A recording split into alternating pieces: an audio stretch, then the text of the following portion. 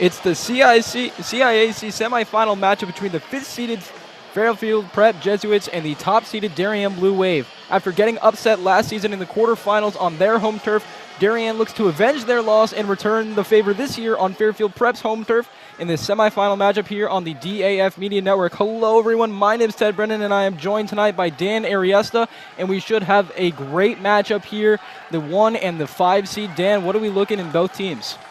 Yeah, I think for Darien, you kind of hit it there. They want to get through this prep team that they lost to last year in the state tournament. This is, a revenge game for them of sorts. It's going to start with how they handle Prep's dynamic midfielder, Marco Furmender. Marcos might be the best player on the field today. He's big, athletic. He dodges downhill hard. How Darien matches up there will be key. Furmender, 6'2", 200, big body, as you mentioned. Darien will take an early win off the face-off, and we are underway here at Rafferty Stadium.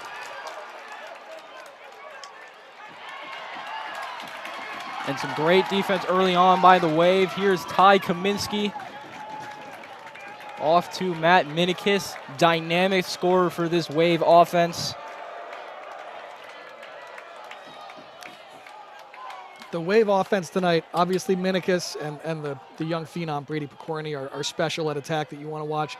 Their midfield, however, is incredibly difficult to guard with Finn Picorni, Joe Caesar, and Christian Allegro. There's no right way to match up with them. They're all great dodgers. They can all get downhill.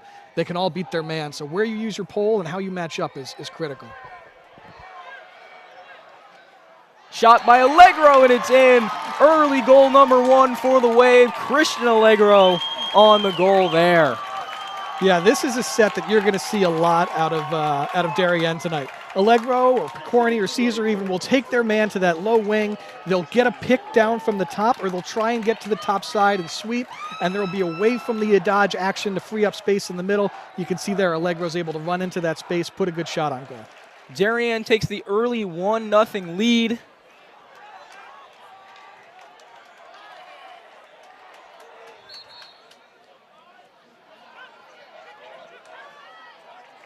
And Kaminsky will give Darien another possession off the face-off. And on these face-offs to watch here, it's a quick turnover here, but Joe Caesar is down to the tack on these face-offs as they use Riley Strube on the wing for ground ball play. Joe Caesar, the Georgetown commit, going to go play for the Hoyas next season alongside another Darien lacrosse great and Holt Mathias, as Jeremiah Stafford picks that one up. And Darien having a little trouble holding on to the ball early on. Yeah, maybe a little nerves here early. It's a big crowd, it's a big night, but trading turnovers here on just a little bit of, just not catching and throwing, some sloppy passes. Teams will settle in, and that'll get cleaned up. Nerves definitely a factor, especially considering that this feels like a Fairfield Prep home game. Obviously, it's on Fairfield Prep's home turf, but Darien is the higher seed, so they are technically considered the 1 seed, or the home team. Yeah, we were talking before we came on. To our right here, the prep section is absolutely packed, and to the left, there's plenty of open seats if you're a Darien fan and feel like coming down. Timothy Shanahan behind the net now. Gets it. That's going to be a little bit wide. Apologies for some technical difficulties we're having early on with the scoreboard. It's 1-0 early on in this first quarter, 9:45 remaining.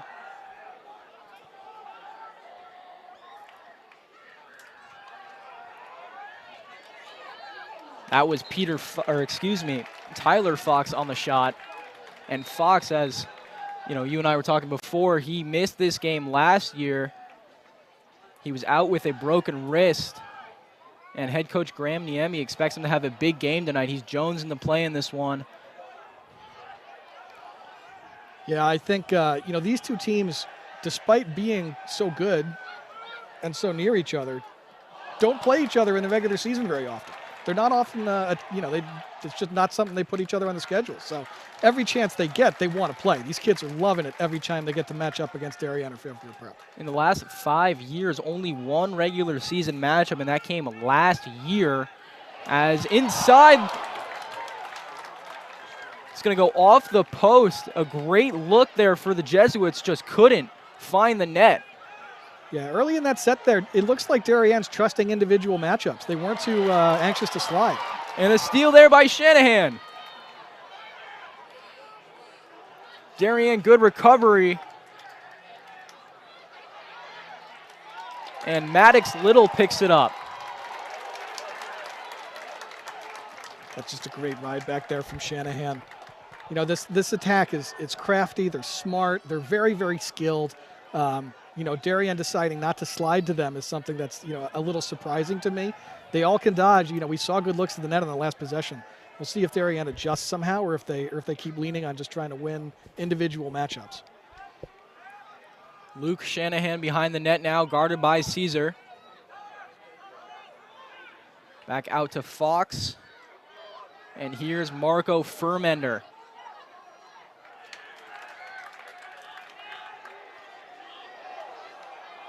Randolfo with the move, good save, Weibel. Picked up by the Wave. Randolfo looked like he had his man beat, but a good save there by Cam Weibel. Yeah, Randolfo got what he wanted for sure. That's a good look at net for him. Good passing there by the Wave, but just wide by Riley Strube. And the Jesuits will pick up that extra possession. I was able to speak a little bit with Coach Graham Niemi for the Jesuits last night, and that was one of the things he said. He wants to even out the possessions and win the balls they're not really supposed to win. Dig deep, make sure the possessions are even out and have an equal time of possession. Last year, they fell into a bit of a hole after Darien just kept winning extra possessions, and they fell into a hole, and they were unable to climb out of it, and that's what he focused on in practice this week, winning those extra balls. As here's Furmender, he's going to put that one wide. And that's, to your point just now, that's a hustle play from Darien to win a possession back. That's just beating your man to the end line there and making sure you get that possession. It looked like Fairfield Prep had that shot backed up, but a good play.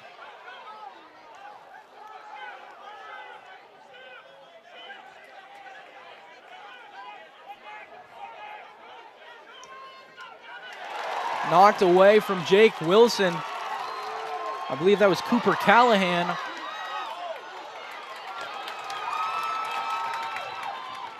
Fox, good save by Weibel.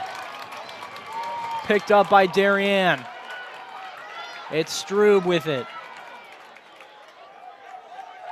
We'll see if Darien tries to settle. That's a great play from Cooper Callahan. You know, early in the year, before the season, I had talked to Coach Niemi a little bit about how he was going to build his defense. That's really the one place this year where he lost some really key contributors from a year ago. And one of the first guys he mentioned is Cooper Callahan. And I think you'll see him down low. You'll see him on wings. He just is a terror between the lines, and you saw it there. You know, in the ride and on defense, he can really change a game. Here's Finn Picorni with it now. Loose ball from Darien. Callahan again trying to poke that ball free. And Dan, as you mentioned, this prep team lost a lot of players. They are a younger squad this year. They are actually the youngest squad out of the 4 semifinal participants, as a great save there by Greg Holinsky. But they are the youngest average age of their team out of the 4 competitors, and they're trying to prove that they belong here, but some valuable experience gained either way, as Coach Graham Niemi will have a lot of returning players next year. Losing 11 seniors, but he's got 18 juniors, 10 sophomores, and 4 freshmen. And Darien will take possession. There's the long stickman, David Ivanchek, wearing that number 12.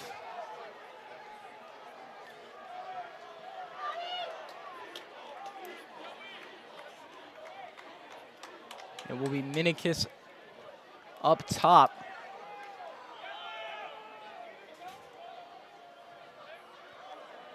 One of the 2 50-goal scorers on this Darien squad. Darien kind of taking their time out of the sub game here. I thought they might try and get after Prep a little bit there. There was a moment with a short stick on Minikis. I thought he might try and carry that, but content to just sub their guys on. Finn Picorni with it now. Tried to find Allegro too high, but Allegro picks it up. Good defense there. That was Henry Keller on the block. He picks that one up, and he's off and running. That's a great play there from Keller to step in front of that, eat that shot, and then win the ground ball, too, and get it cleared on his own. That's the kind of play that really gets your team juiced. That's something that's going to get this prep team fired up. Fox against Martin.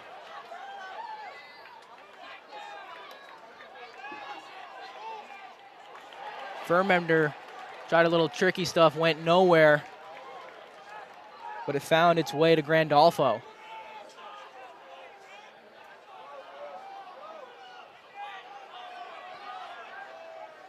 Here's Luke Lombardo with it now. It looks like I see a flag down there up near midfield, so Prep's going to get ready to go man up here.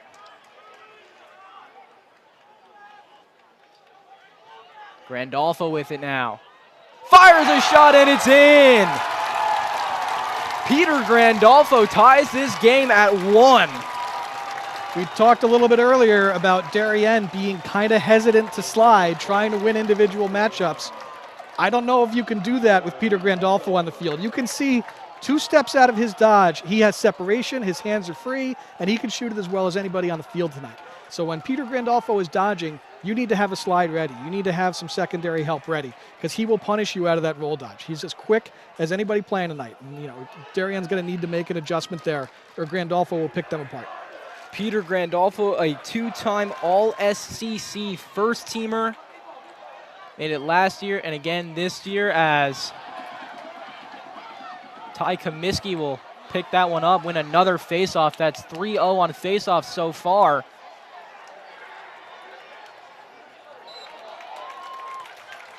Yeah, that's the kind of start that Darien wants to see. And as you mentioned, with Prep trying to win the extra possessions, that's not what you want to see. You want to try and make it a game with Comiskey where you know, he's going maybe 50-50 with you. You know, Comiskey is a player who will ride the emotions of the game. When things are going really well for him, he plays to an incredible level. If you can frustrate him a little bit, he plays a little below his skill level. So you want to try and tie him up and make it hard for him and see if you can just rattle him a little bit and win some possessions out of those plays.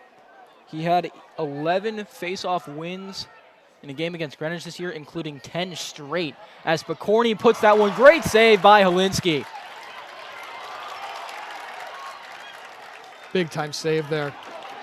Big time save with the foot. It looked like he got it with.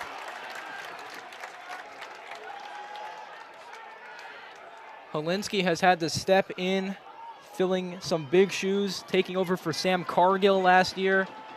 Only a junior, and he's done a phenomenal job for this Prep team. Maddox Little behind the net to Fox.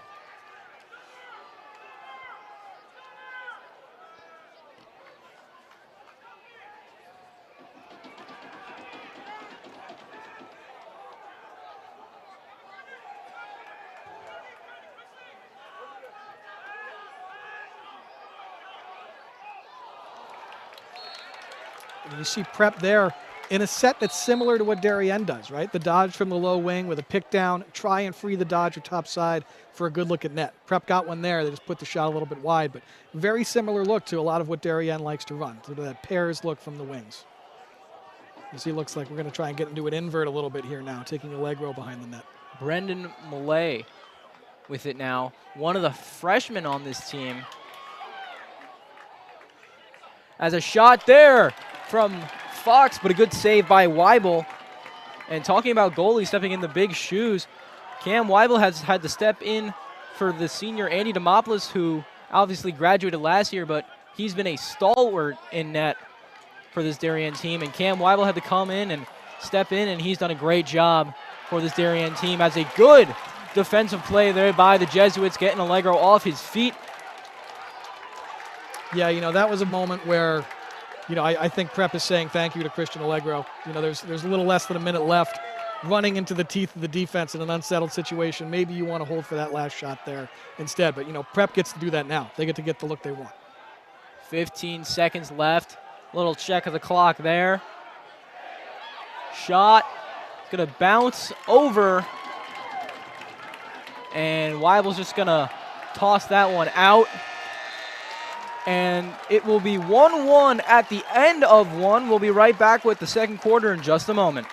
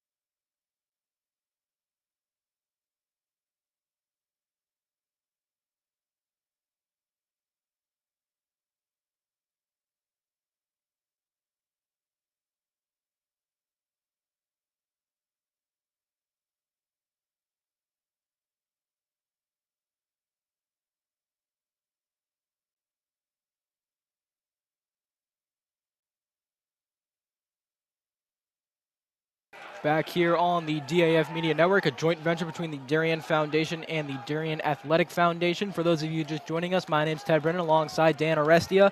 A 1-1 game after one, with Allegro opening up the scoring for Darien, and then Peter Grandolfo responding with a little over 3 minutes remaining in the first.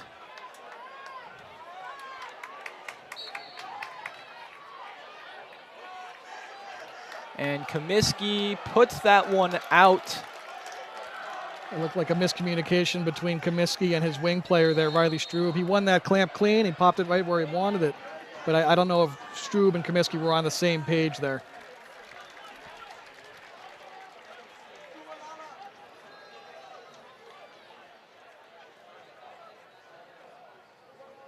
With that miscommunication, we'll see if the Jesuits can capitalize on a bit of an extra ball. Here's Grandolfo. Swinging around the Furmender. Furmender puts that one wide. And you've seen they bumped Ivanchek onto Furmender, their top defender, obviously their best physical defender for that matchup. And that's what they're going to try and do, I think, whenever they get the chance, even though Ivanchek plays low and Furmender is usually a midfielder. If they can get that, they want it. Furmender, that one's out of Rafferty, but a flag will be thrown. Looks like it's going to be called on Ivanchek. Yeah, they're going to get Ivanchek with a push there. I think Ivanchek's trying to plead his case, saying he ran through the crease and that he didn't even really fall over. He just kind of kept running. But they're going to get him with a push. If you shove your man in the back, it's a push. So Fairfield Prep gets to go to the man up here. And this is a spot where if you're Darien, you need to find Grandolfo as one of the more dangerous shooters on the field.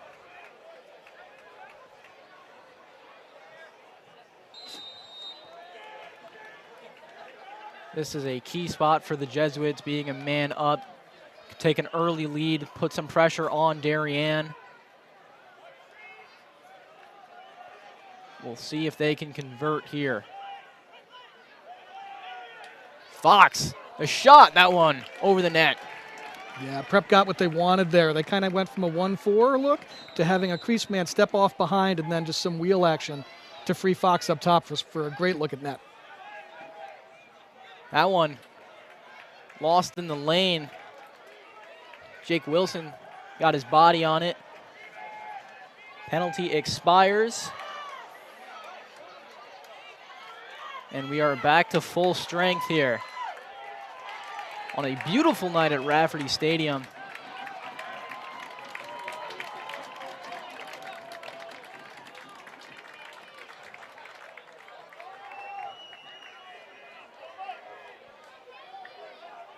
And again, Darien just kind of taking their time subbing here. You know, there's no shot clock in high school lacrosse yet. I would love to see that change soon, but Darien, you know, usually likes to kind of attack early in offense, but tonight they're content to sub their guys. Yeah, you know, as you mentioned, I was expecting a little bit more fast pace from Darien, but so far they've been taking their time with their subs and not really attacking. Here's Minikis with it now. And he's got a short stick here, so Prep's going to need to send somebody early to this. Finds Caesar. That one is low and outside. Yeah, that's a good, you know, as I was saying there, Prep sent their man quickly to back up their short stick guarding Darien's best dodger, and Caesar just kind of stepped into that space that the help defender came from. Minikis is looking inside the whole time there. He knows that help's coming. He's trying to find the man filling that space. Minikis tried to put that one in. It will stay with Darien. Good effort by the Jesuits, though. You saw that last-minute dive from Palmer Furmender, the younger brother of Marco. Allegro keeps it with the wave.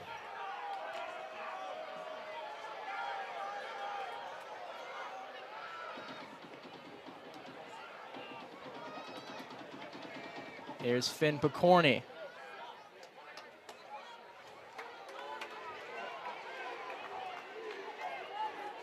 Minikis, that one goes wide again.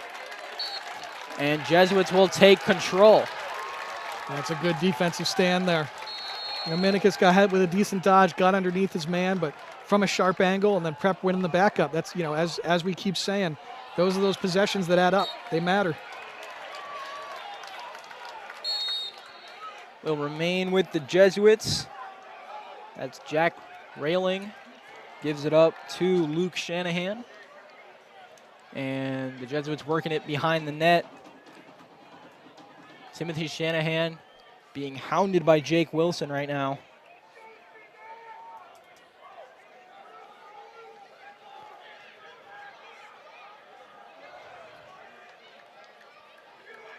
Here's Furmender.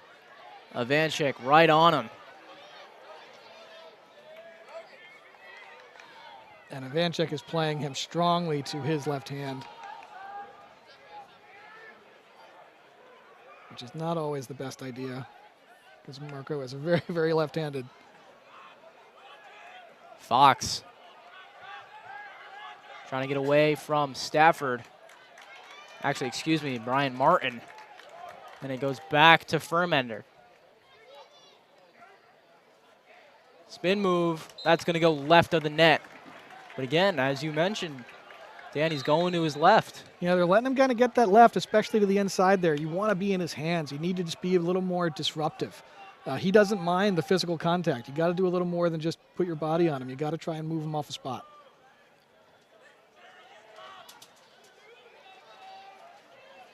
There's Ivanchik working him to his right. But that one goes in. Marco Furmender. And that is vintage Marco Furmender goal. He wants to dodge just like that. Put his shoulder into his man, create some leverage, create a little bit of space, and then he's going to just separate and get to whichever hand he wants. We say he's lefty. He clearly can shoot with both of his hands. You know, he's very talented that way. So he wants to put his shoulder into his man, create a little bit of space. He doesn't want to just sprint by you. He wants to play physical, and that's what he does there. And to be able to do it to a defender like Ivanchik tells you just how powerful of a dodger he is.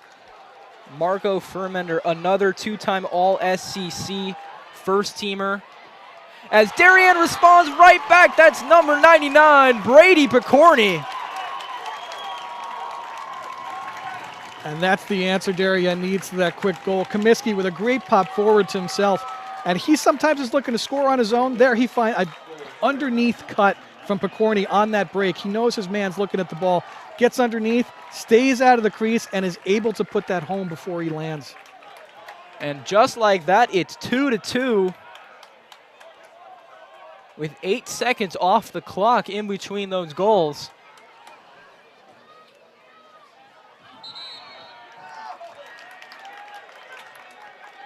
And I think Comiskey jumped there, so Prep is going to take this one. A rare face-off win for them tonight right now.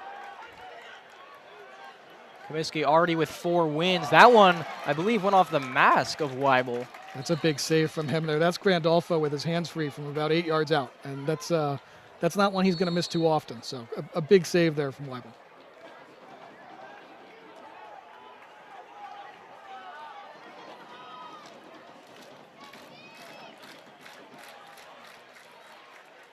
Shanahan to Shanahan, back to Shanahan, little brotherly love.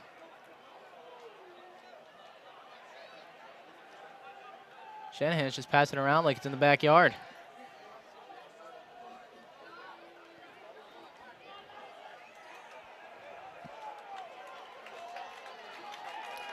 John Duffy on the outside. And carrying down to an invert again. Prep has been in this invert quite a bit, taking that midfield defender behind the goal, forcing an early slide from a long stick and trying to create. You know, short sticks don't always like to guard from back there. They're not as comfortable. It's a way you can try and unsettle a defense just with your matchup. Good move there from Timothy Shanahan. Tried to get away from Jake Wilson, but a good recovery there. And it's back to the dynamic Marco Furmender.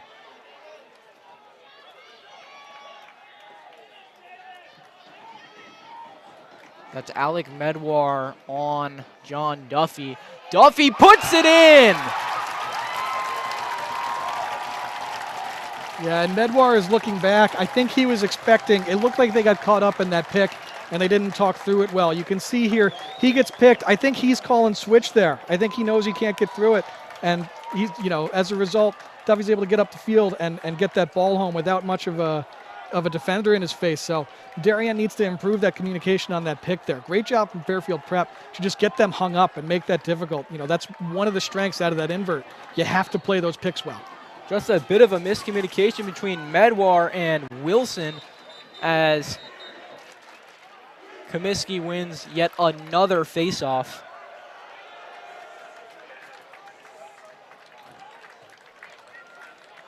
And a timeout will be taken, and we will take a short timeout as well. Back in a moment.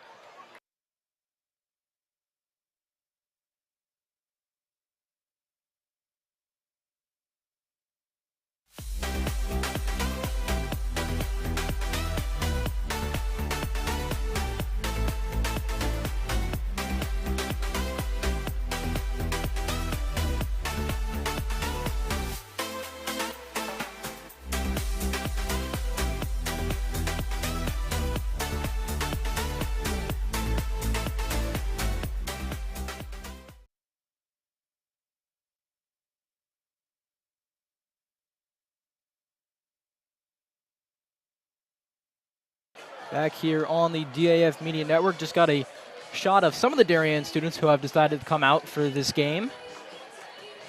And now getting a shot at the Darien sideline. Going to give a quick shout out to our production crew, our main camera, Justin Herron, our ISO camera, Connor Sini, our director, Cole Murphy, instant replay, Harrison Bell, our graphics, Chris Fallon, our advisor, Damian Andrew, and once again, I'm Ted Brennan alongside Dan Arestia. A 3-2 ball game so far. And we've seen Prep on the attack early.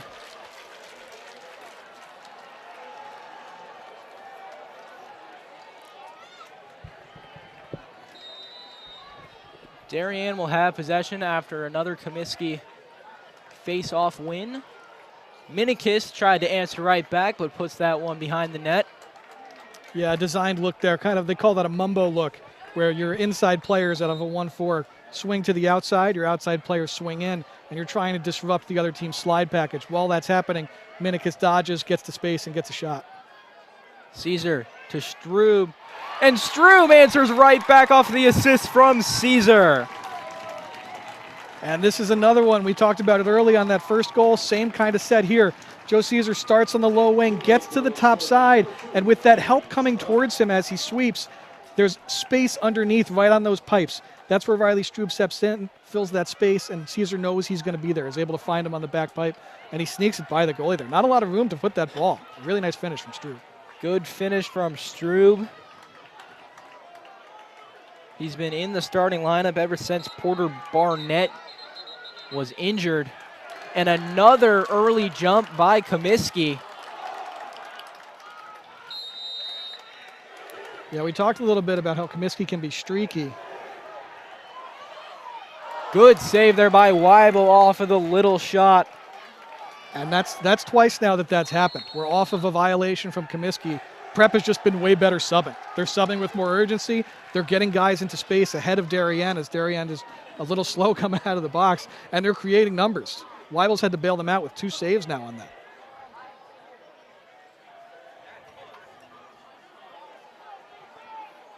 Here's Furmender with it now.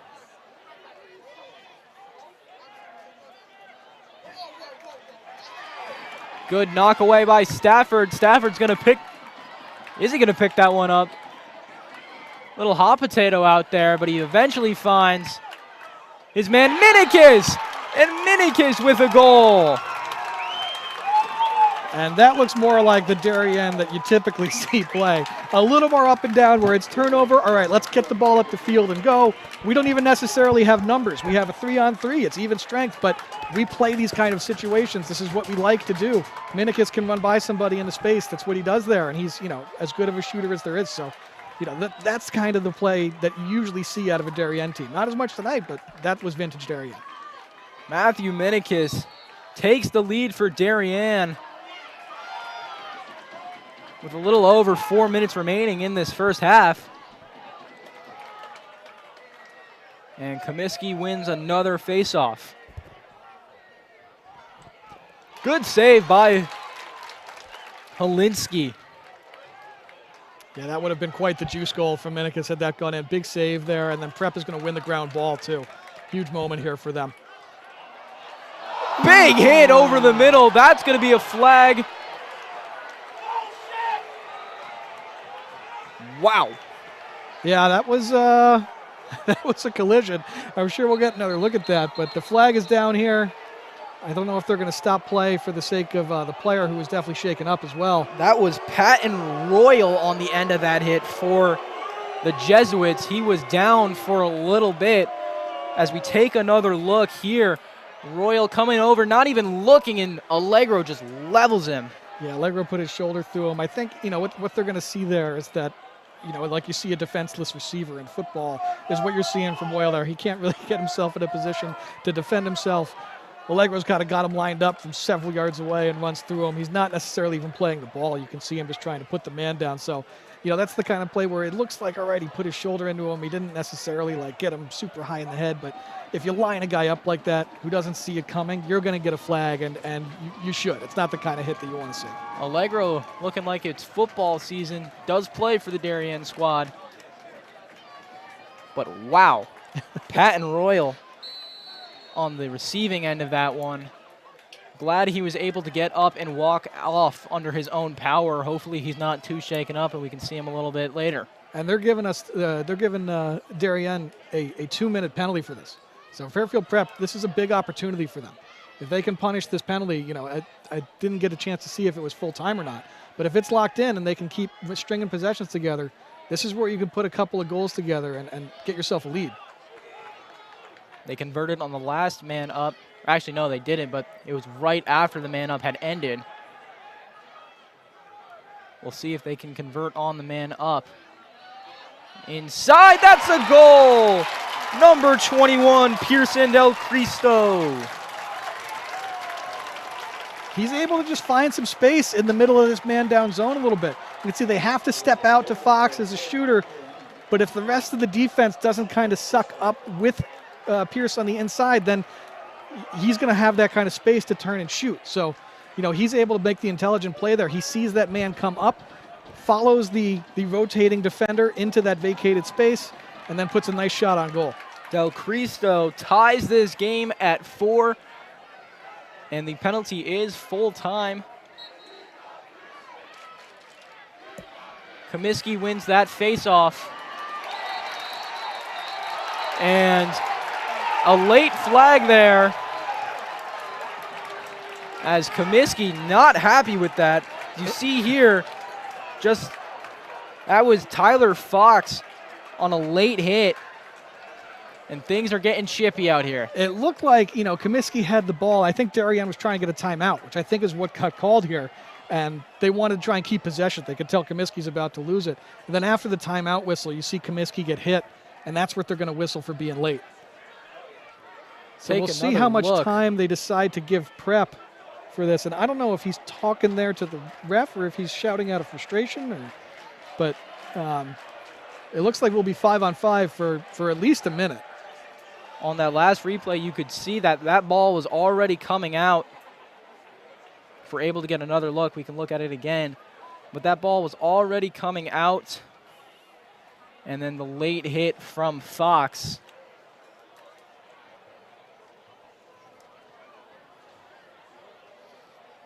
Yeah, we kind of talked about it a little bit earlier that these teams don't play each other all that often. In the postseason is when it happens. You had mentioned once in the regular season in the last 5 years. But despite that, these two teams, when they do play each other, even in they preseason scrimmage many years, those games are intense. These guys want to beat each other. This is for teams that don't really play much, this is a serious rivalry. They really get after each other. So I think you're seeing some of that here, both with that hit from Allegro and then this hit just now from Fox. These are teams that, they want to play physical. They want to beat you up.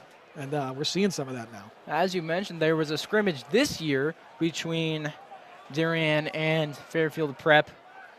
And when I was on the phone last night with Coach Graham Niemi, he was saying that these games, even though they don't play each other all that much, it feels like a crosstown rivalry just because both of these teams are so competitive and just such good programs that they just want even that extra step up on a scrimmage.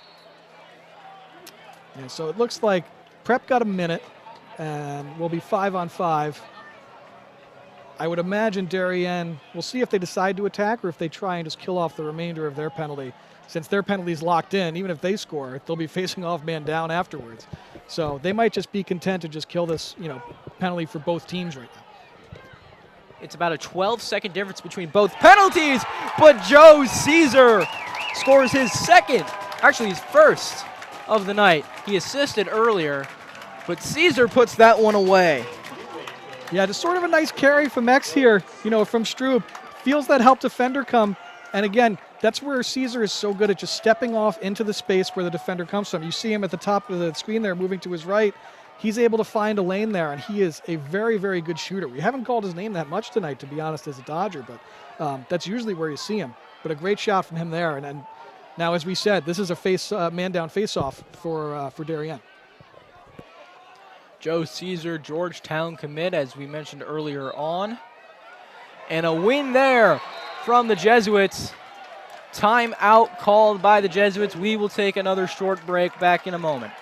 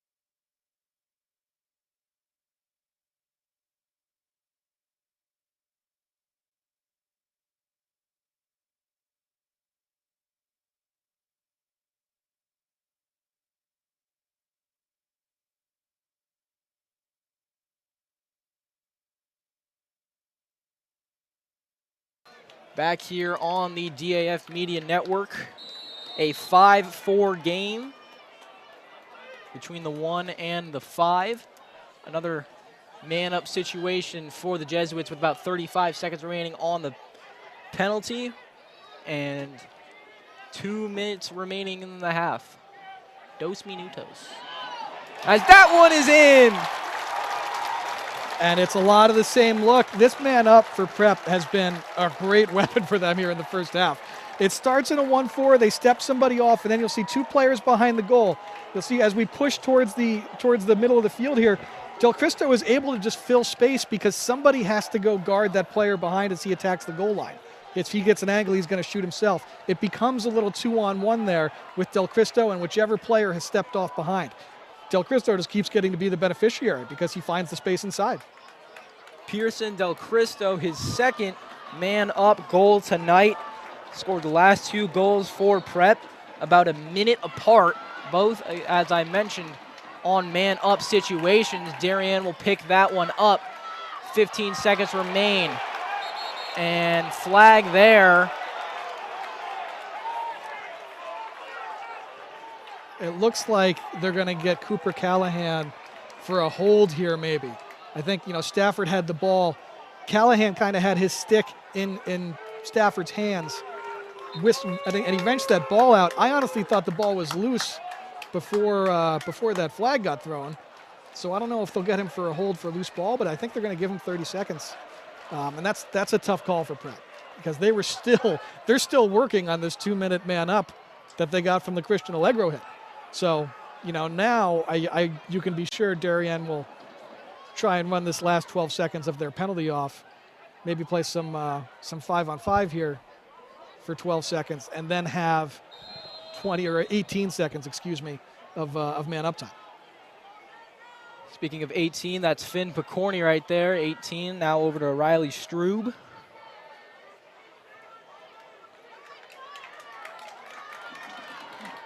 Darien now man up. Christian Allegro back on the field.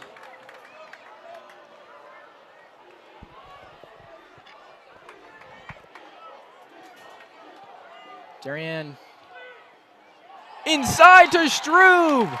Off the assist from Minikis with seconds burning on that man up. And Darien regains the lead. And Minikis is attacking a shorty from behind here. And when that's happening, he's commanding so much attention as a Dodger. The entire Prep defense, you can see it there, is looking at Minikis, getting ready to go help on his attack. Strube is able to see the ball watching and, again, cuts toward the ball. Doesn't lose his angle, and it's just a very, very slick finish inside. Really nice hands there from Strube to catch and release before Alinsky can get his hands to it. Riley Strube, his second goal tonight, puts Darien back up 1 with 1:16 remaining in this first half.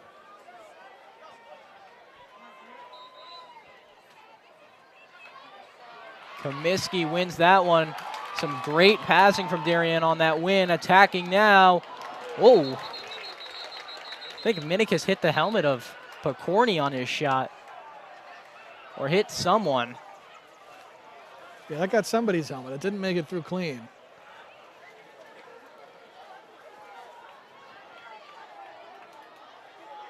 And now a minute left here, about a minute 06. Does Darien try and put their foot on the gas? Do they try and eat this whole minute and take the last shot? I think at this point, 6-5 game, you might just want to play it slow, but a consideration is just how good Comiskey's been. If you think you can play make it, take it, then there's no reason to slow down.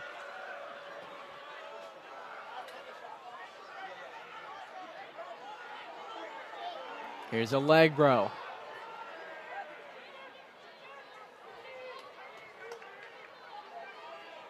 .45 seconds remain. Strube passes that one to Minikis. Back to Strube. That one's just a little wide. Here's Minikis. Puts that one wide. Some good defense there from number 27, the sophomore, George Hawley. He was all SEC second team this year. Big matchup for him. Here's Picorni. Bowls over a player.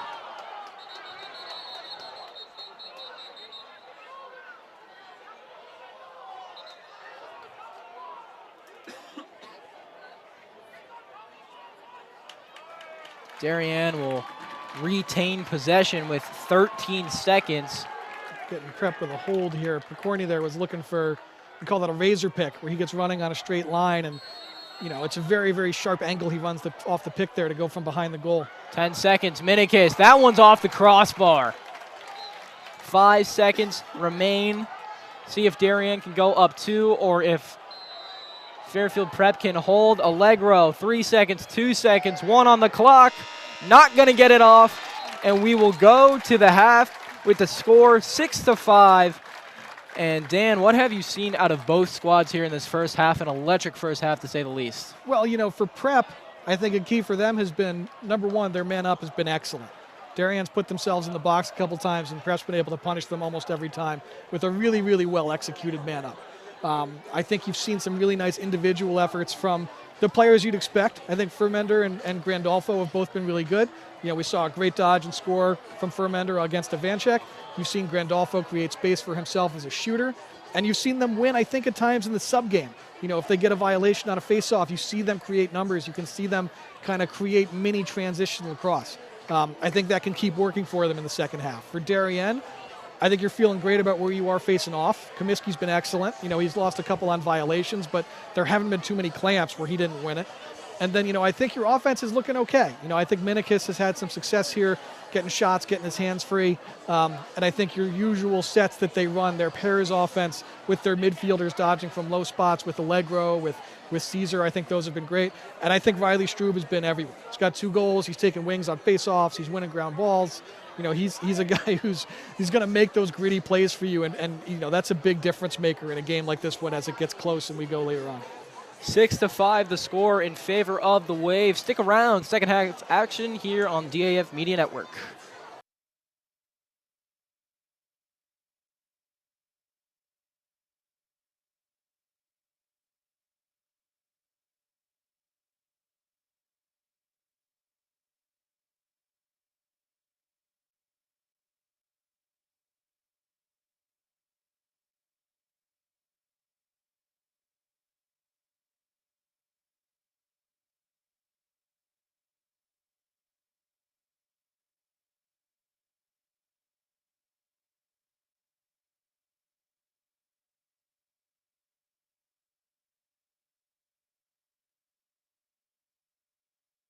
Southwestern Connecticut's source for quality sports, arts, and community programming.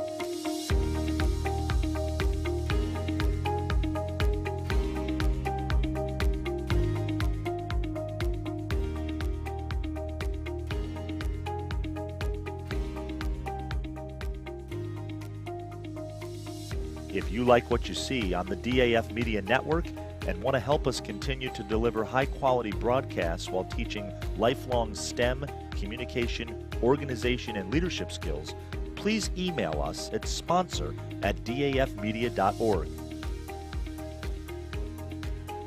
We are a registered 501c3 organization.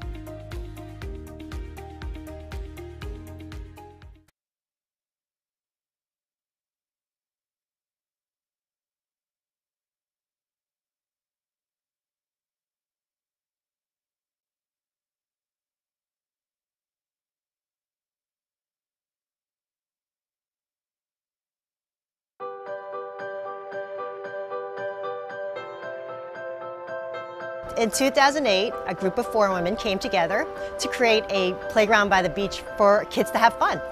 We thought it would be great to have a playground at the beach. We live in a community that's on the water, and it would be really fun to be able to appreciate that. There was a playground here originally, but it was in the backwoods and there were mosquitoes. It was very, very unappealing and no one wanted to go there. Building and designing and fundraising the playground definitely took a good amount of time. We had to fund it. It was $250,000. We had an estimate given to us. We had to fundraise for that amount of money, and we started out with different ways of doing that. One of my good friends did PR, one did the graphic design. I ended up being in charge of selling all of the bricks. We had someone doing the playground design, and we were all moms who were mothers of preschoolers who had just left the workforce. We approached a lot of different big companies, and they said they couldn't fund us. We weren't really reaching the amount that we needed to reach. We decided to go ahead and ask the Darien Foundation for a large donation to kind of kickstart the campaign. The Darien Foundation wanted us to expand the project a little bit because they felt like the playground was really only for the 2 to 6-year-olds. Once the Darien Foundation agreed to pledge money, the town agreed that we could put swings in. When other people heard that we had gotten money from the Darien Foundation, they were able to say, well, this is going to happen. This idea is actually going to come to fruition. So a lot of people then came on as funders. Local businesses came. More families decided to buy bricks because they knew that this playground was really going to happen. It wasn't just some pipe dream of 19 moms. Well, one of the great aspects of the playground as we designed it was that we had it open to the beach because the kids love running back and forth to the water and then back to the playground. One of my favorite parts of the playground is that it's in the shape of the nautical theme with the ship and the lighthouse, given that it's on the beach. It's because of the playground that the parents come and really take the time and enjoy, have their coffee, and watch their kids grow up and have fun. Playground by the Sound has been an important part of the community for 10 years. During our 3rd annual Weed Beach Fest this June, we made the playground kind of a center point of the actual event. In honor of the 10th birthday of the Playground by the Sound, the Darien Foundation hosted our Kids Cove, and for the first time we were able to offer it open and free to the public for over 400 kids to enjoy, and we are so thankful for the Darien Foundation. The Playground by the Sound grant had a big impact on the Darien Foundation in 2 ways. Number one, it was one of our first big capital grants, and we were really excited to partner with the 4 moms that brought the project to us here at Weed Beach. The second thing is, it got people to feel in town that they could come to us and make presentations and bring their good ideas, and we would be receptive and open to hear those ideas. And it's created a great dialogue between the Darien community and the Darien Foundation. People need to know that they can do something like this on their own, and with partnering with the Darien Foundation to actually do the funding made it happen.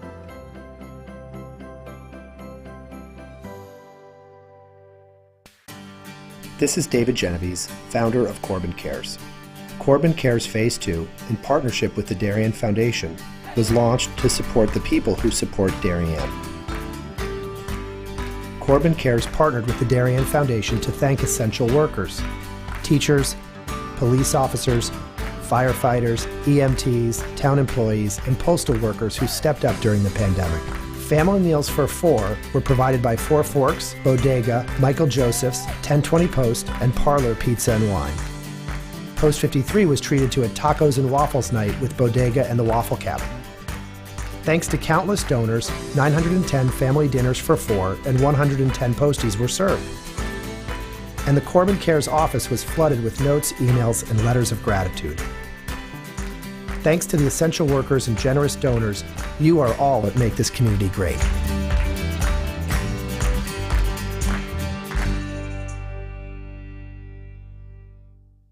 We are DAF Media, Darien's hometown source for sports, arts, and entertainment, established in 2017.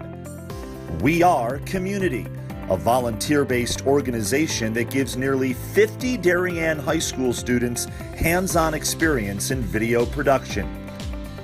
We Are Cutting Edge, a STEM initiative. Students use cameras, computers, sound equipment, and innovative software. We Are Live, streaming 120 events per year on our YouTube channel. We Are On the Stage. We are at the big games. We are on the field. We are in the gym.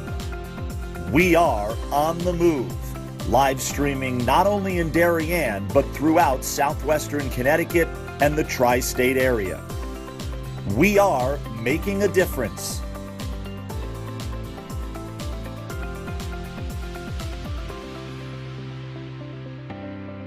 We are DAF Media.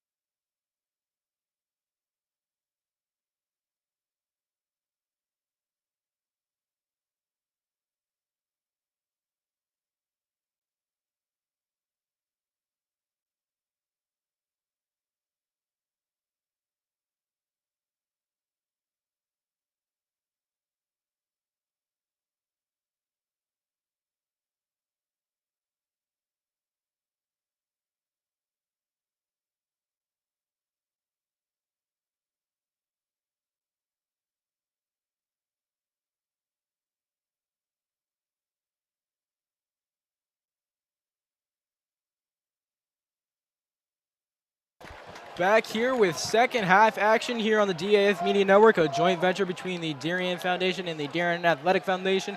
For those of you just joining us, my name's Ted Brennan, joined alongside Dan Orestia, and a great first half, seeing 11 goals total, 6 from Darien, 5 from Fairfield Prep. And the Jesuits will have an early extra possession after Comiskey had that face-off. It looked like it got stuck in his stick. And those face-offs, again, that was such a story in the first half. You know, Comiskey's able to go on those long runs. You know, you mentioned how he went on the 10 face-off in a row win streak against Greenwich. You know, I know Greenwich didn't have Quinn Warwick in that game who broke his thumb, and, you know, that probably is a big difference maker. But those face-off streaks, if they can keep that rolling like they had it in the first half, that's going to be a key to Darien stretching their lead if they can do that. Darien won the face-off battle in the first half. And I'm sure Fairfield Prep would like to win a couple more of those. But I was able to get a great quote from Coach Graham Niemi. Face-offs aren't the only opportunity to get the ball, so if we're down, we got to focus on other ways to get the ball back, which is making those saves, picking up the extra ones, things like that. As a shot there, and Weibel will get that one off a shot from Luke Shanahan. Yeah, maybe not the shot that Coach Niemi was looking for to start the half there. I think they had some really nice action happening. They were working for something maybe a little better than that. That was something that Weibel probably saw the whole way. You want to look for something a little more, you know, from a better spot on the field, a little closer, or something he has to track through traffic. To the viewers at home, we aren't going to have the quarters on the board, experiencing some more technical difficulties. So right now we are in the third quarter, obviously 10:38 remaining, but we will keep you updated along the way. Darien now with possession. That's Riley Strube back there. He's got a midi on him, Henry Keller. Strube already with 2 in this game, looking for his third. And we've seen, you know, both teams now a lot out of the invert.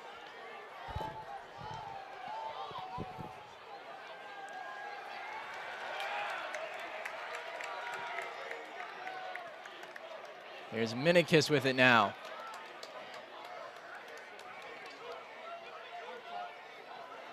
Caesar. Hounded by Cooper Callahan. Some great work there by Cooper Callahan. That's great defense from Callahan. Caesar is not an easy matchup. But a goal there from Allegro. Whew, Allegro is heated after that one. Little stare down on Jack Railing. Let's take another look here. Railing gets behind Allegro. Allegro puts that one down. Gets it by Holinsky. And that's the same kind of score that Allegro had to start the game, right? From that low wing, sweeping across the top, getting to his strong hand, getting to the middle of the field, and then putting him to a good spot. He's great at bouncing the ball or pinging those low corners.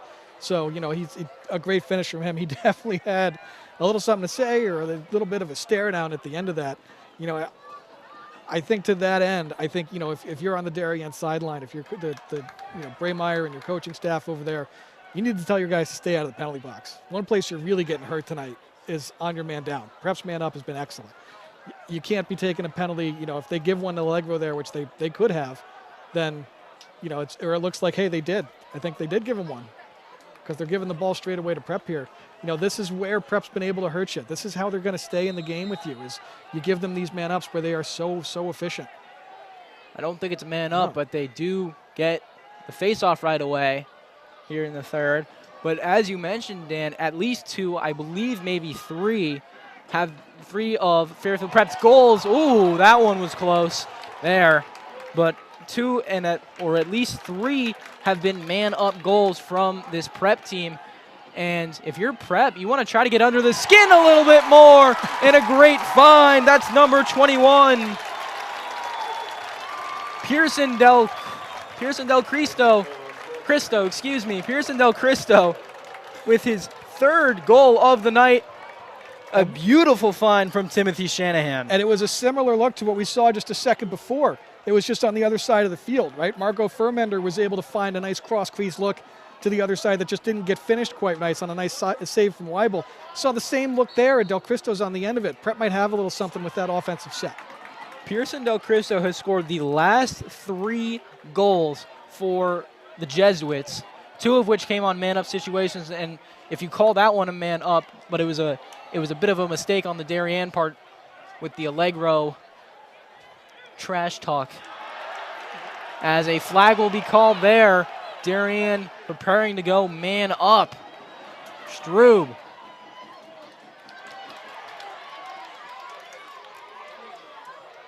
That one will find its way to Ivanchek and into the stick of Minikis. Here's Picorni with it now. Good block there from Jack Railing. But as we mentioned, flag was thrown. I think they're going to get Prep with a push here. It looked like, I wasn't sure if it was Strube or Picorni or Minikis that was carrying the ball behind, but as he was running, he just got shoved in the back. So Darien to the man up here. Railing is going to go to the sideline, getting called for the push. I believe it was Strube who was behind the net with Railing on him. 30 seconds here in the third. Take us down to 8 minutes when the penalty expires. But this is a big spot for Prep, trying to keep this a 1-goal lead.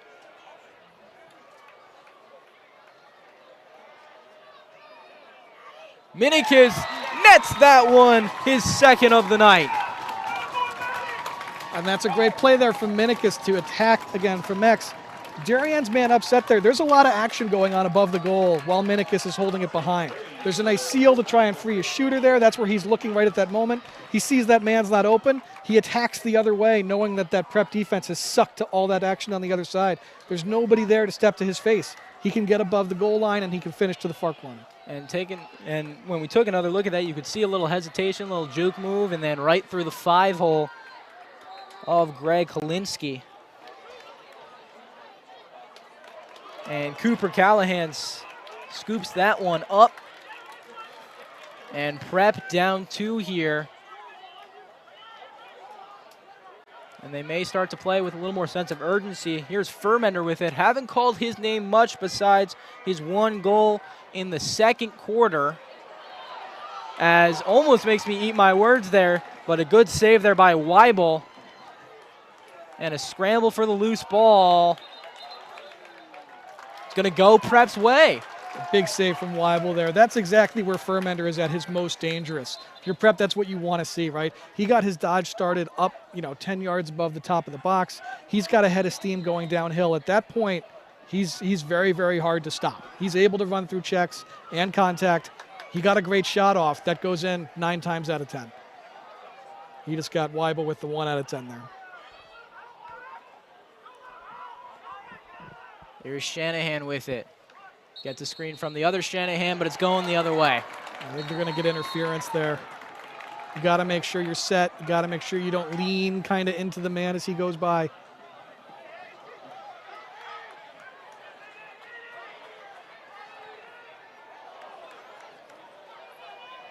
Here's Minikis with it now. Another nice stick there from Cooper Callahan on the ride. I know Darien came up with it, but he, just to start the second half here, he's flying around. He won a ground ball off a face-off wing. He's involved in the ride. He's doing great defense on Joe Caesar. He's a reason we haven't seen Caesar much tonight. He's been very impressive for Prep. 6:50 remaining in this third. Darien up 2.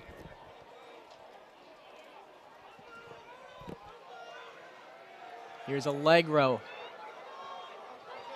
Challenging Keller. That one goes off the post.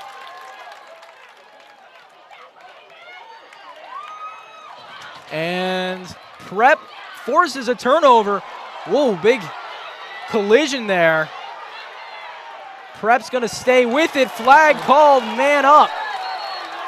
And Keller took the bulk of those 2 hits.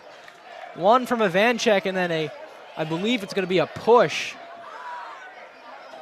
So we take another look here. Yeah, you could kind of see this developing. Ivanchek there with a nice hit. The first one was a nice hit to put the ball on the ground. But then, Prep comes up with the ball there, and there's still just a lot of contact, a lot of shoving. And they're going to get Ivanchek there. It looks like Ivanchek, I think, with a push. And we'll see here if Prep can their man up deliver another goal for them? Will we see this same set? You see they're in it now. They're in this 1-4-1 look.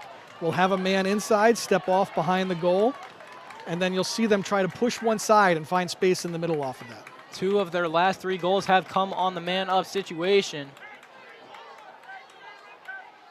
And Fox nets that one on the man-up. And so Darien's man down adjusted, right? They covered the middle that time. The guy inside was covered, but what happens there is because he's covered, everybody's low with that inside man, and Fox has space to step into. He says, thank you very much. I could shoot it. Puts it to a great spot, that off hip, and that's hard save to make. So, again, this man up for Prep is very well designed, and they're going to keep punishing Darien. Tyler Fox, all SEC first teamer, puts that one away. Didn't play in this game last year, had a broken wrist, but right there makes the most out of his opportunity as Cooper Callahan will pick that one up and cross midfield. Yeah, that has been a great second half adjustment here from Niemi. He's gone to double polling these faceoffs, right? He's using a pole on each wing, and Callahan is in the mix immediately on these ground balls. So Comiskey either has to start winning them to himself quickly and picking them up, or Callahan's going to be all over him. Tyler Fox been a little bit quiet here today. He had 4 goals in the SEC championship game. Today he's got his first.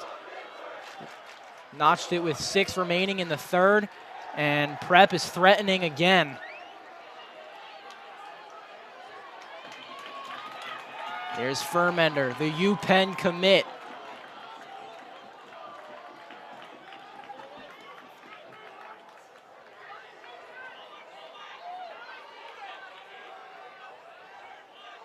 Lombardo gives that one back to Furmender. He's got Ivanchek on him. This has been a heavyweight fight tonight, the two of them going at each other. They both love the contact. They want to play physical. Furmender tried to put that one in. Goes wide. But Prep able to hang on to it.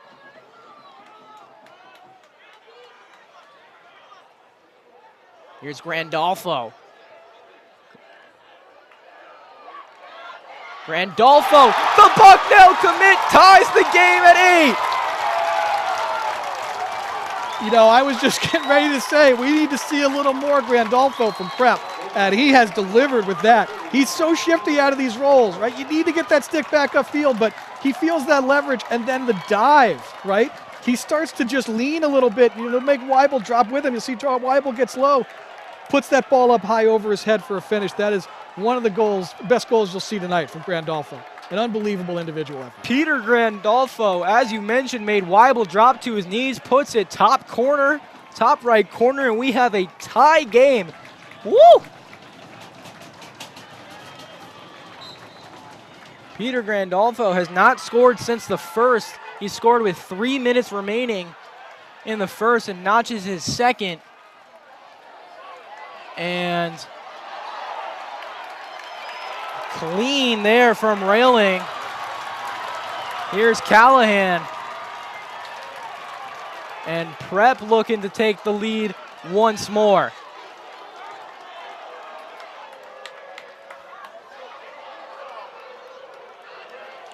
Shanahan. And this place is alive right now. That Prep section to our right is going absolutely nuts. You love to see the fans get into it. They add another level of intensity.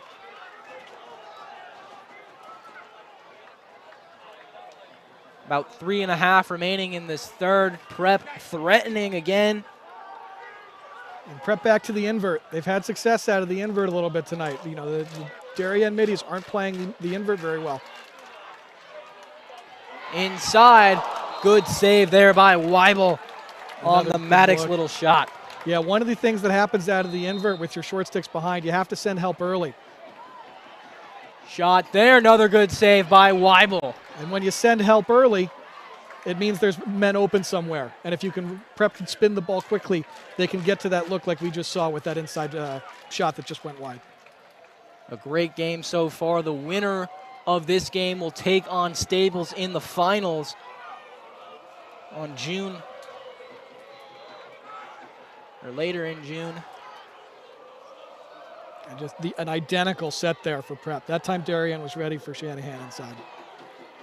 Spin move. Duffy loses it. Picked up by Medwar. And Brian Martin looked like he was playing a little field hockey, moving that ball with his stick in between defenders.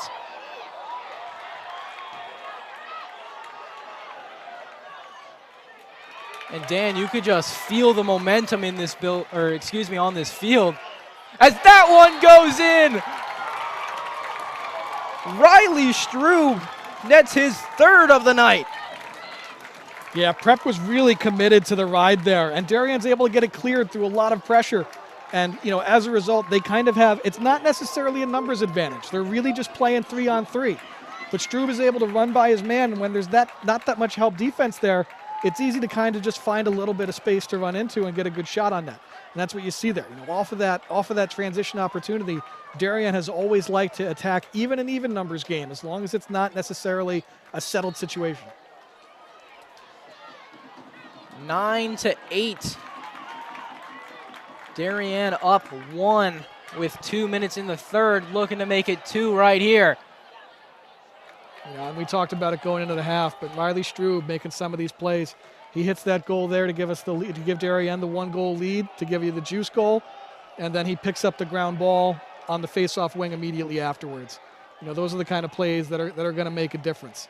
You know, and we'll see how Prep can combat this. You know, this is the kind of time where you want to make sure you get a big stop here, get a big save. Caesar puts that one in.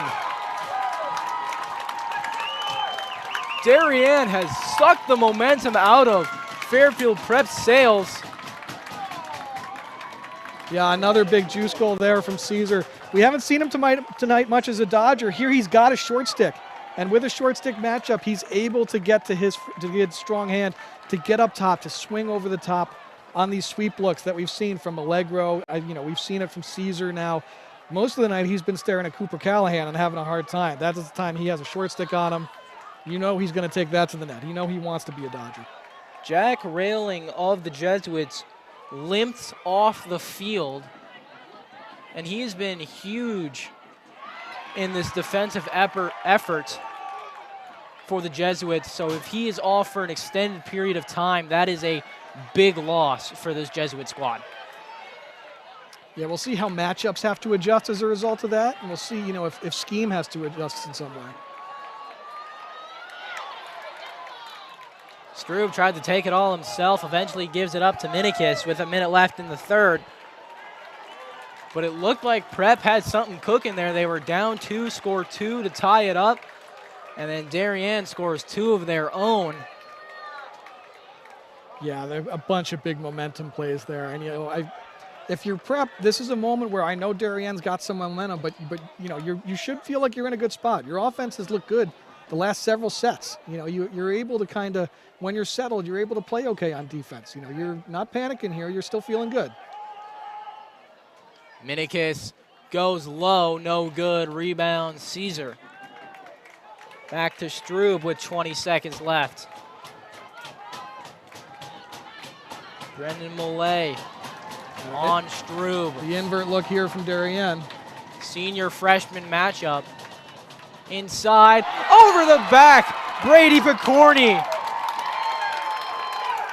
makes this a 3-goal Darien lead. Picorni notches his second. Take another look here. Just a little over the left shoulder while I'm facing the other way. Brady Picorni has always had this knack for the spectacular.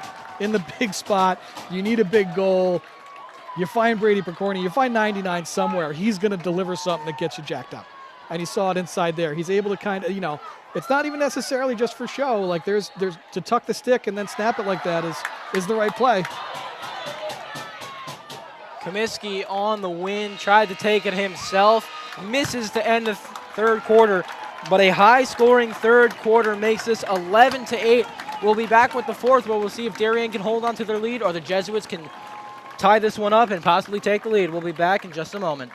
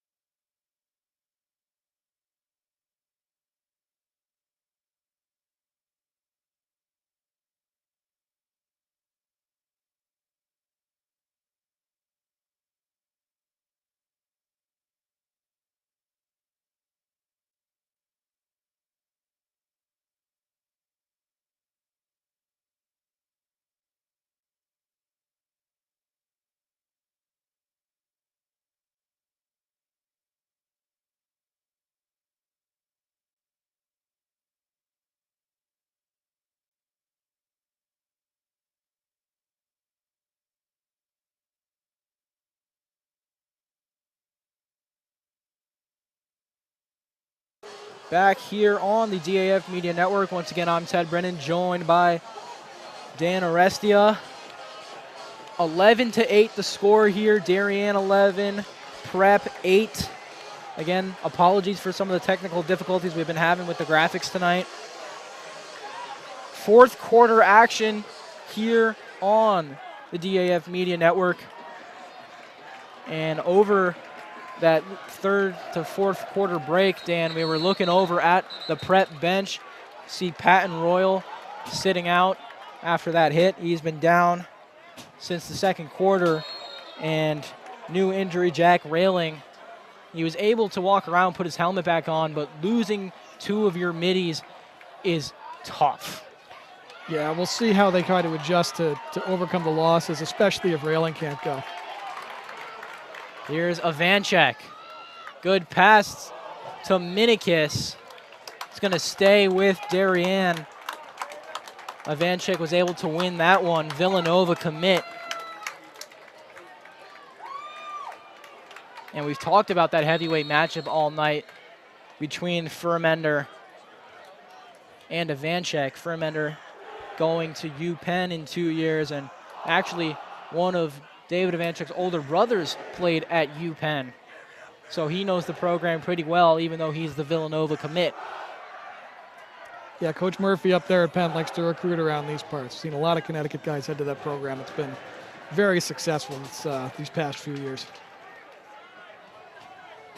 fourth quarter action. Darien slowing down a little bit, trying to run some clock. That's Finn Picorni up there.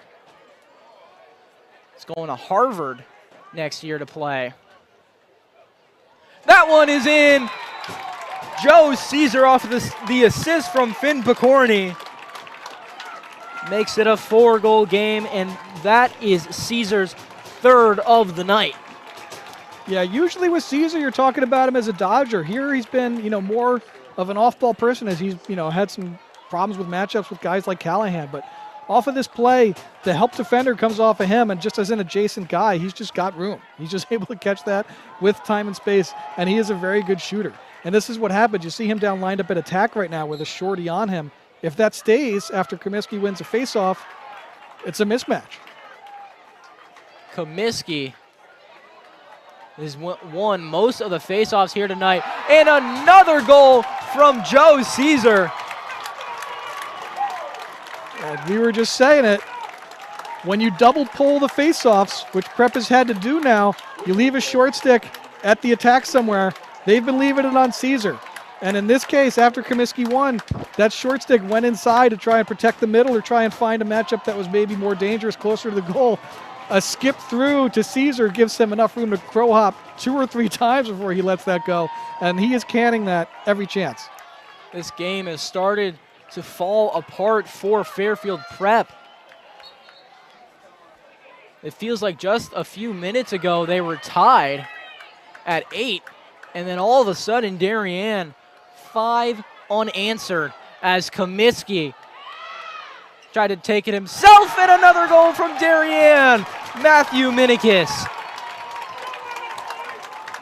And Darien there kind of just picking up some of the garbage for Minikis. Comiskey gets the ball and is trying to run through some traffic. Prep puts it on the ground, but just on the spot, right where he needs to be. Minikis picks that ball up, and his release is so fast that he's able to just sting that corner in a hurry. And Prep needs a timeout. 6 unanswered goals, 11 seconds between the Caesar goals, and then 15 seconds from the last 2 goals.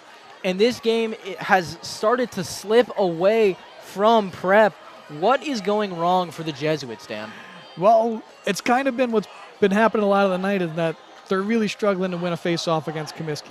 He's been winning clamps. He's been winning the ball now clean to himself. For a while there, Prep had a little bit of success by double polling and using Callahan and then just trying to make a ground ball battle that Callahan can win when he gets there. Comiskey's been able to just pop the ball to himself and get clean exits. And, he's able to use his wings a little bit if he needs to. But off of those plays, Prep is trying so aggressively to win those ground balls in the middle that sometimes in the shuffle, again, this is what Darien does so well, they're able to get the ball forward, and they attack even in the even numbers game. It can be 3-on-3. It can be 4-on-4. That's a situation they love, that they want to attack. Most teams will be like, all right, it's even. We'll hold. We'll sub. We won't go unless it's 4-on-3, 5-on-4. Darien just wants to attack. If it's not 6-on-6, it's a good time to go. And one of the things Coach Niemi emphasized to me last night is he knew the face-off battle was going to be tough, especially with Comiskey. And he said, I mentioned this earlier, face-offs aren't the only ways to get those extra possessions, getting some of those rebounds, some of those loose balls. But when Darien is just netting them, there's no opportunity for that. So they really have to try hard to win these face-offs. And a great effort there from Harrison Spangler. Flag goes up. And if you're Prep, that's a tough one because you finally tied up Comiskey. You made that a ground ball fight. You won the ground ball, or you're in the mix on the ground ball. Darien picks it up and you draw a penalty with a push. That's a moment where you would like to see them. All right, they're in their own end. Let's make them clear it. Let's make them get through a ride of ours. See if we can turn them over that way. Again, you talk about ways to create extra possessions outside of faceoffs. But a penalty there now for Darien to potentially push this lead up to 7 goals, is tough to swallow. It's felt like a living hell for the Jesuits. This fourth quarter has just letting it slip away, and a little bit of the end of the third. where Darien had 3 unanswered to end the third, each about a minute apart. And then just another 3 unanswered, and we could possibly see a 4th unanswered in this quarter, a 7th total. But this is what makes Darien a good team. When it's tight like this, they know how to shift the momentum into their favor. They've been doing it all year. There's a reason they're 14-1, and there's a reason they're FCIAC champions. Yeah, they're great at going on runs. So that one goes wide from Menikis. 10 minutes here in the 4th left. You know, and you had mentioned it. You know, Prep looking to create extra possessions. Early in the game, they did it. If Darien, you know, if it was a rebound, if it was off a post or a missed shot, Prep was doing really, really well backing those up, right? Stealing possessions like that. But, you know, this quarter, if they're going in, you can't steal a possession from it. Here's Allegro. Great save there by Holinsky.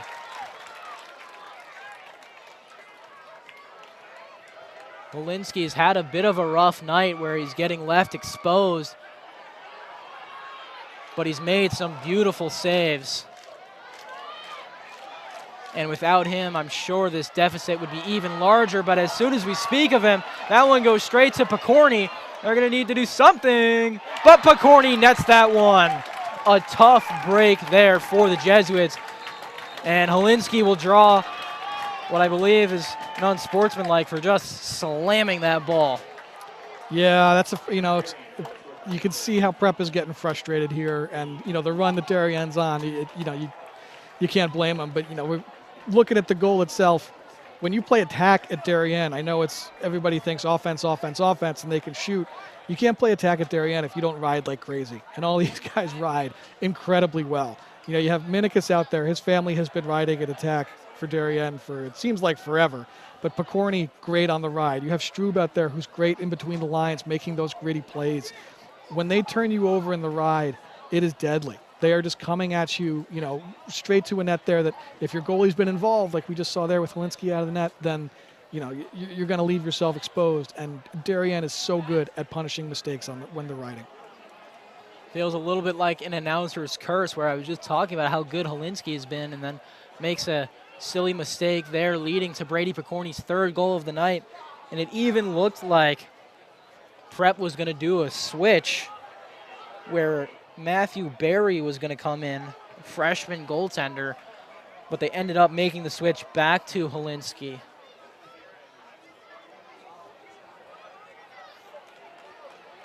And that's just, it's so tough. I see 2 penalties for Prep. Okay, here comes their 5th guy.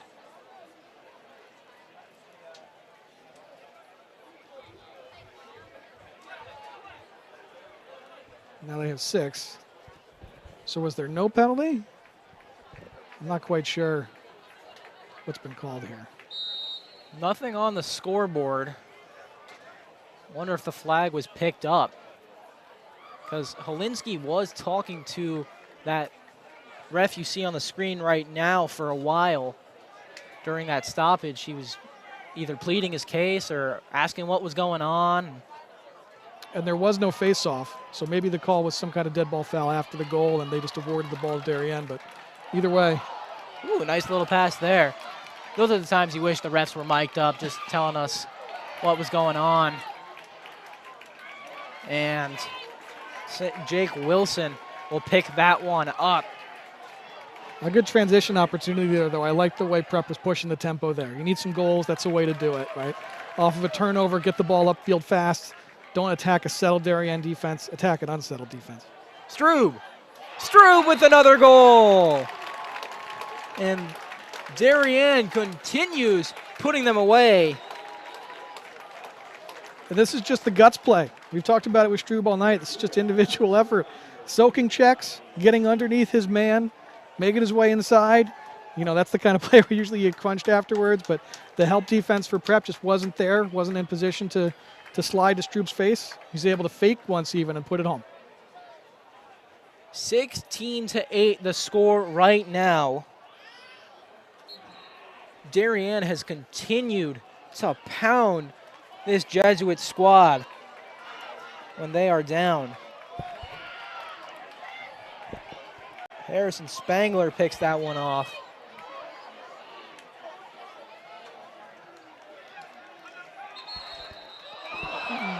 Late hit there. Yeah, and they're going to get a foul for that. That looked like it was high, too. And he's down on the ground. This is not what you want to see at this point in the game. Take another look at that one. Oh, wow. That's number 28 on the hit, Ty Kaminsky. Kaminsky, as you said earlier in the game, he's easily rattled. And people get under his skin very easily, and you saw it there. And unfortunately, Maddox Little took the grunt of that hit, and that one was definitely high. Yeah, Ty's an emotional player. You know, we talked about it early. He rides the highs and lows of the game, and sometimes, you know, as things don't go his way, then you can see him play down. When things go his way, he plays at a level that's, you know, as good as anybody in Connecticut. So, you know, at a moment like this, you could feel the emotion of this game getting to a point where, you know, Darien was running away with it, perhaps getting a little frustrated. You don't want to see that kind of emotion manifest itself this way. You don't want to see guys taking hits like that, you know, guys, you know, down on the field getting hurt. You hope he's okay. I'm sure Kaminsky's going to be in a 1-minute penalty here, it looks like. You know, I think if the referees wanted to give him 2 minutes for that, they could have. I thought that was, you know, not that far off from what we saw from Christian Allegro earlier, and they gave Allegro 2 minutes. So, but it looks like Kaminsky's going to get a minute. I would imagine it's locked in for being a high hit. But, you know, in these huddles right now, both Coach Braymeyer, Coach Niemi, this is where you're talking to your guys and saying, all right, let's not get out of control. Let's play within ourselves. Let's not let, you know, the moment get the best of us.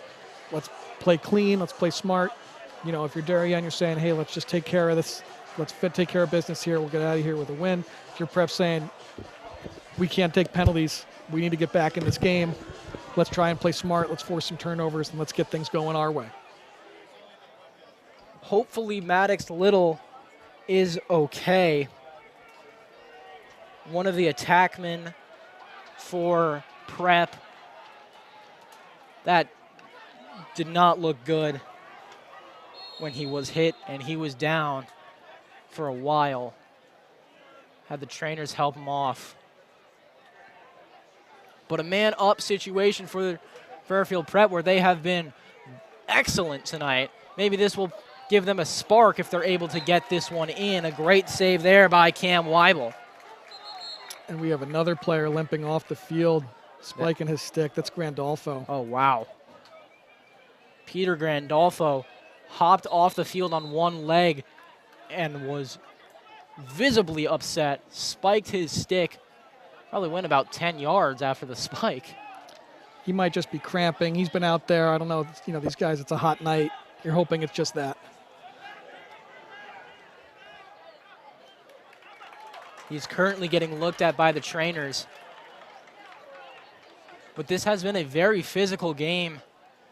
As a shot there, and it's in.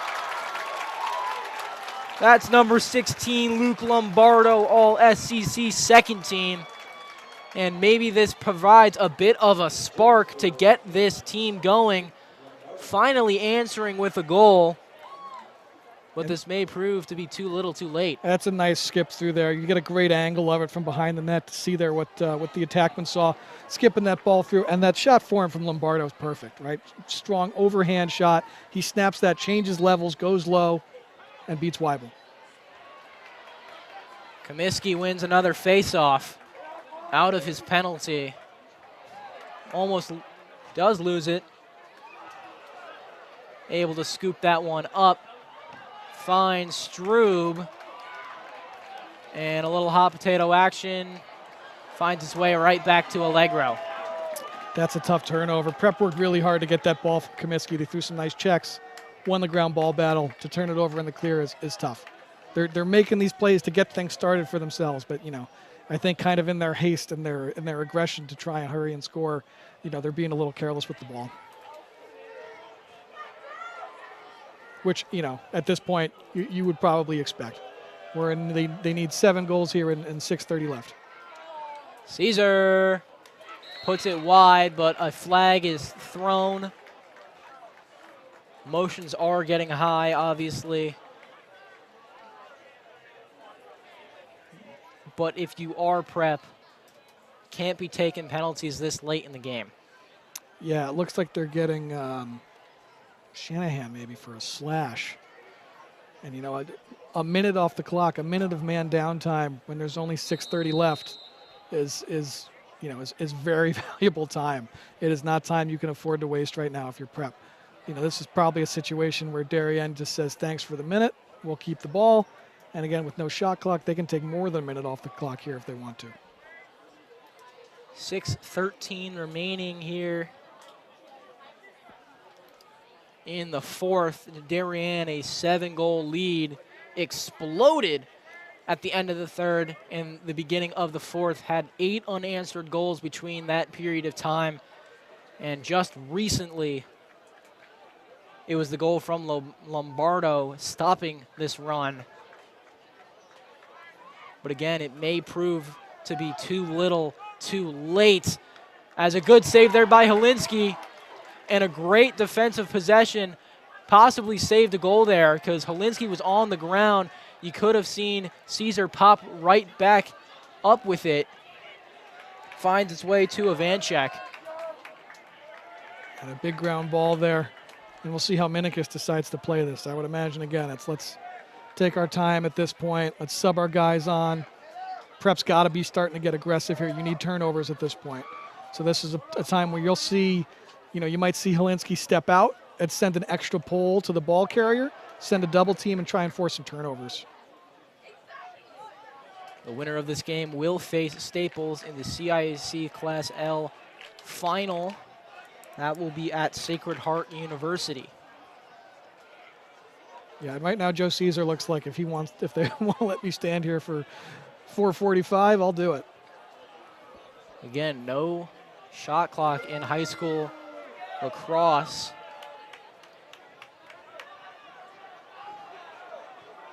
These are the times you feel like they should add it. Where I would love a shot clock right about now, but it's just a game of keep away. And with Darien being one of the older squads and Fairfield Prep being one of the younger squads, it feels like older brother, little brother playing keep away with the TV remote. Here's Strub, puts that one wide.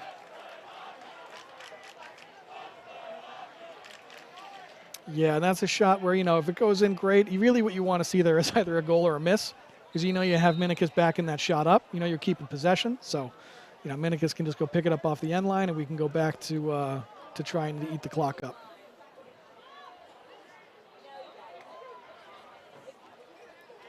Prep came into this season looking to get back to the finals. Obviously, they upset Darien last year, made a great run to the CIAC finals, and lost a heartbreaker last year. And they were trying to make it back, but barring a miracle, it looks like their season will come to an end in the last 3.5 minutes of the fourth quarter.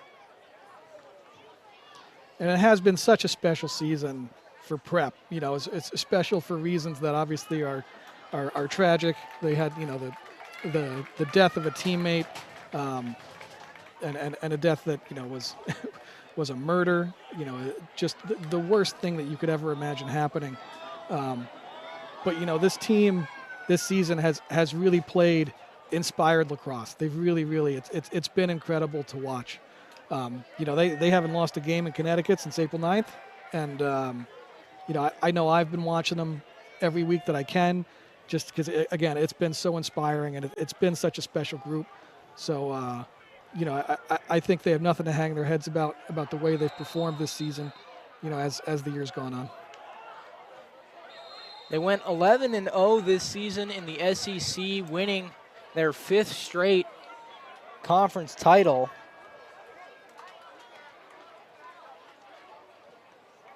They have been a powerhouse in the SEC, and they will definitely be back next year, as that one is a good save there from Weibel. But one of the good things, ooh, what a move there by the defenseman, Gavin McCarthy. But that is one of the bright sides about this Jesuit team, is that because they are younger, they're going to have a lot more guys returning next year, and it's not going to be as tough of a loss as, say, this year was, where they lost a lot of those seniors and they're running a younger lineup. Yeah, you know, they had a lot of young guys last year that played important parts, like Grandolfo and like Furmander. And they had those guys back this year. I think they've got a lot of younger talent that'll be back next year. You know, there's guys who are in the underclass who are uncommitted on this team, who are Division I level players. So, you know, this is a team that'll be good. This is a team that'll be, as you start looking at their roster getting older, knocking on the door of that top 25 in the country ranking. I think that's where they can be. That's where their ceiling is. You know, they're that talented. You know, at this point, there's still just a little bit of growing to do. Inside, the shot is saved by Weibel. 1.5 minutes remaining. And Darien played an excellent third quarter and fourth quarter. Almost reminds me of the Golden State Warriors, how they have those magical third quarter runs where they just get so powerful and run away with games. Yeah, a lot of the times, you know, it's not if the run comes, it's when's the run coming and how are we going to respond to it. You know, and tonight the way to respond to it usually is to try and steal possessions, try and win faceoffs, get the ball back. But, you know, Darien was just able to do too much of domination in the possession game tonight. Darien faithful, chanting out 4-goal Caesar. Obviously, Joe Caesar with 4 goals. And it's nice to see some Darien alumni making the trip up here. Some former captains in Jameson Moore and Connor O'Malley, Holt Mathias, just to name a few. Seemed like that Darien student section grew as the game went on.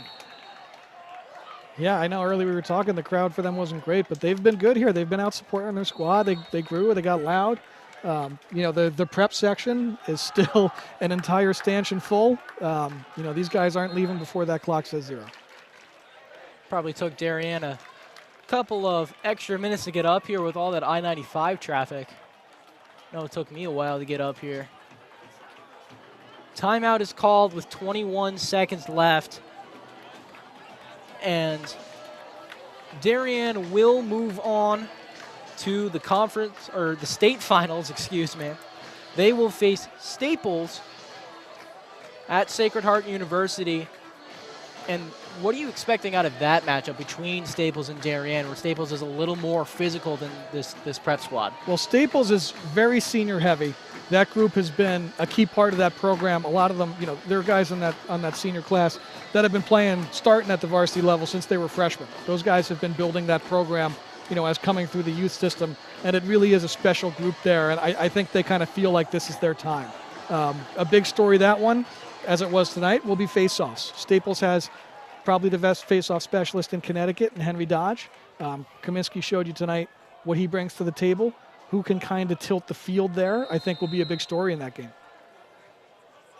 It will be an interesting one for sure. Braymeyer getting some younger legs in there. Right now, it's number 50, Dylan DeRizo,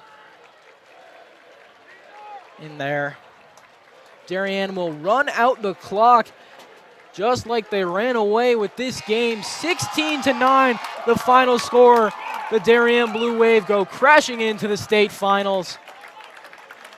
And what a season it was for Fairfield Prep. We mentioned it earlier, playing with some heavy hearts, but an incredible season nonetheless.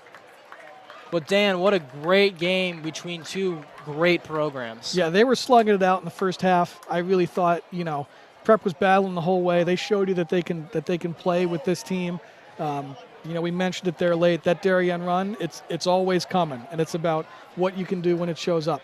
So for Prep, you know, the difference was Darien got to play some make it, take it there in the third quarter into the fourth quarter and just stretch that lead to the point where, you know, it was just too much for Prep to claw back. Going to give one final shout out to our production crew. We got a couple seniors on the broadcast tonight, so this was their last game. So congratulations on, your last game. So a couple of shout outs: main camera Justin Herron, ISO cam Connor Sini, our director Cole Murphy, instant replay Harrison Bell, graphics Chris Fallon, our advisor Damian Andrew. Dan Arestia, I'd like to thank you so much, even though I've mispronounced your name a couple of times. But thank you so much for helping me out tonight. It was a pleasure to have you on the broadcast. This was great, man. I'm looking forward to doing it again soon. It was fun. I'm Ted Brennan, signing off.